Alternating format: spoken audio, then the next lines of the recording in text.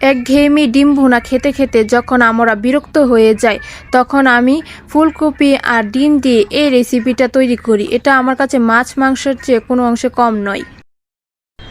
প্রথমে একটা কড়াইয়ে তেল দিয়ে 4টা ডিম আর হলুদ আর লবণ দিয়ে ভেজে নেব। ডিমটাকে লাল লাল করে ভেজে উঠিয়ে নেব। তারপরে আবার একই কড়াইয়ে আলু দিয়ে আলুটাকে ভালো করে ভেজে উঠিয়ে নিতে হবে। তারপর আবার একই কড়াইয়ে ফুলকপি দিয়ে ফুলকপির মধ্যে সামান্য লবণ দিয়ে ফুলকপিটাকে ভেজে নিতে হবে। ভাজা হয়ে গেলে ফুলকপিটা উঠিয়ে নিতে হবে।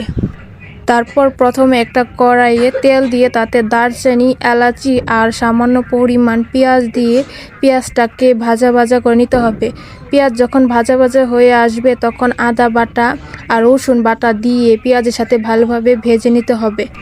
যখন হালকা ভাজা ভাজা হয়ে আসবে তখন এতে লবণ, হলুদ, মরিচ, ধনিয়া, জিরে গুঁড়ো দিয়ে ভালোভাবে মিশিয়ে নিতে হবে পেঁয়াজের সাথে। তারপর টমেটো পেস্ট দিয়ে দিতে হবে। টমেটো পেস্ট মশলার সাথে ভালোভাবে কষিয়ে নিতে হবে। কষানো হয়ে গেলে তাতে পরিমাণ মতো পানি দিয়ে দিতে হবে। পানি দিয়ে তাতে ফুলকপি, আলু আর ডিমটা দিয়ে ভালোভাবে মিশিয়ে নিতে হবে।